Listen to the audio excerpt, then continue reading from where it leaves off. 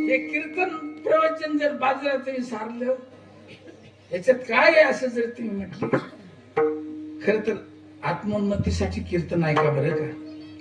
अध्यात्म अवश्य ऐका. आरंभाला तरी अध्यात्म असलं पाहिजे, मध्यंतरी तरी कीर्तनकाराच्या मुखात अध्यात्म असावं, म्हणजे तुम्हाला माहितीच बाकीचा संसार.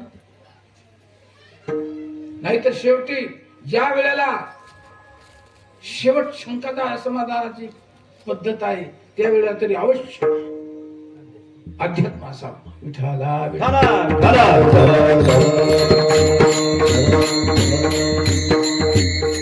तुमचा संसार तुम्हाला आवडतो, त्याच्यात सार काय आहे?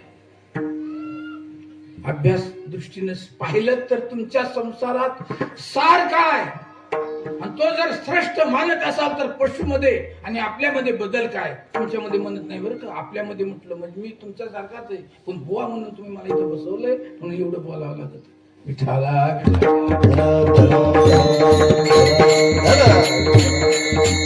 म्हणजे कसा आहे हे तुम्हाला नाही कळणार आहे. त्याला ज्ञानाची दृष्टी लागते महाराजांनी. ग्रीष्म ऋतूतील सूर्याची जी किरण असतात ते ढगाचं भेदन करून पृथ्वीपर्यंत येतात, त्याप्रमाणे सत्पुरुषाची नजर ह्या देहादी पदार्थाचे भेदन करून आत्म्यापर्यंत जाते. विठ्ठला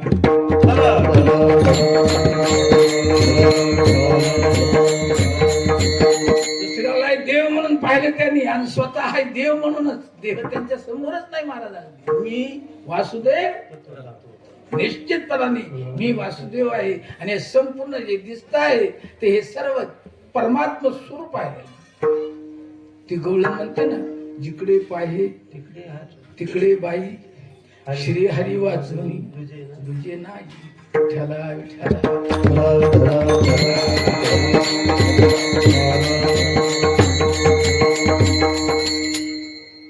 एका बाईचं उदाहरण देतो तुम्ही, नाही ते आता असंच राहू द्या. खरं तर आली लाईट आता, नाहीतर वाटत की 15-20 मिनिटातच जे विठ्ठल करावं का. विठ्ठला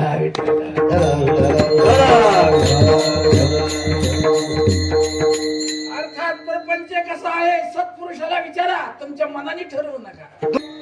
दुःखाचं बंधनच राहिलं, दुःखाने बांधलेलाच आहे तो. मग आम्हाला तो सुखाचा वाटतो, तो प्रॅक्टिस मुळे वाटतो. प्रॅक्टिसने काही होतात. आम्हाला नसते ते तंबाखूचं ते म्हणजे जाळलेलं होतं, मग जाळलेलं मला जमलं नाही. म्हणजे नव्हतं मला तंबाखूचे महाराज मला असं रे जाळलेले नाही जमलं महाराज.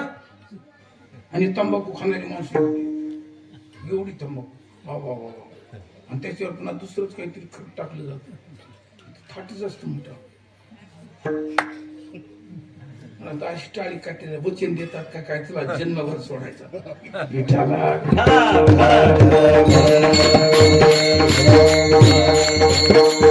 कशासाठी बोलतो? एकाला जमतं एकाला नाही का. प्रॅक्टिस असा हमालाच रविवारी अंग दुखत, हमालाच कशामुळे दुखत मला, आम्हाला रविवारी अंग दुखत कशासाठी दुखत एवढं काय सांगायला हरकत आहे. पोते उचलायला नाही म्हणून. आणि तसाच संसाराचा प्रकार आहे. एवढं मोठं हे दुःख आहे संसाराचं. महाराज तुकोबाराय तर सांगतात की नुसती कहाणी जर ऐकली याची तरी सुद्धा माणसाचा जीव जाईल अशी शक्ती. एवढं दुःख आहे प्रपंचावर, तरी सुद्धा वाटत नाही. त्याचे कारण प्रपंच दुःख रूप आहे आणि तो सहन करण्याची प्रॅक्टिस झालेली आहे.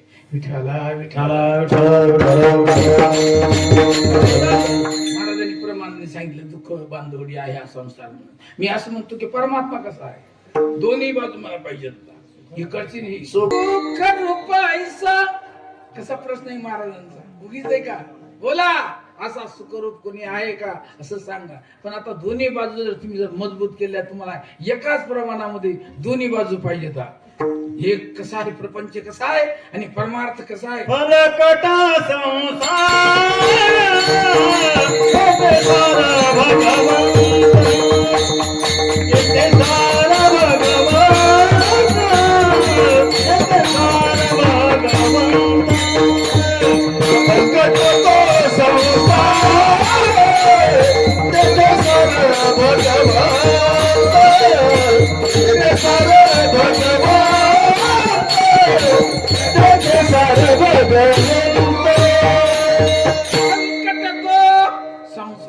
संसार फलकट आहे.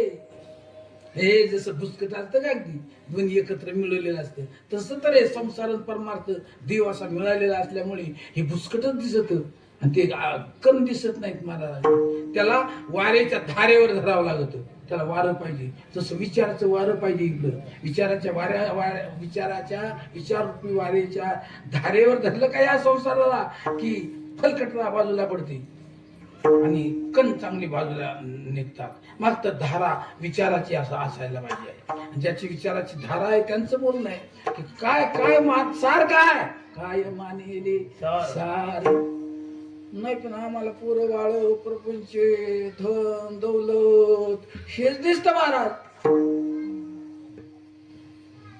हेच तर आश्चर्य आहे एक आणि तुम्हाला दिसतं वेगळं. त्याच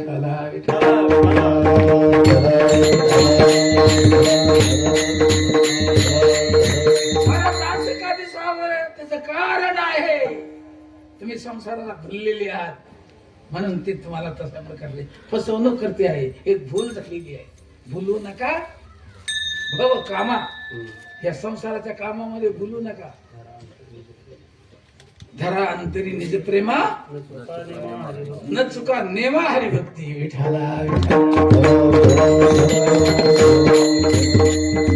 कोण सांगतो? कोण? विष्णुदास.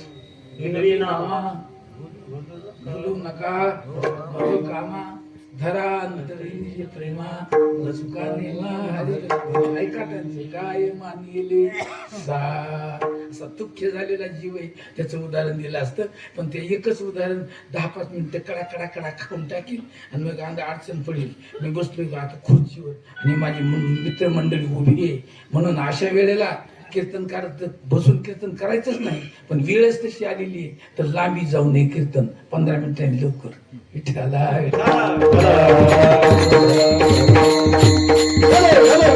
काय सांगा तुम्हाला, मीच स्वतः म्हणत होतो खुर्चीवर बसून सांगतोय आणि आता विठ्ठला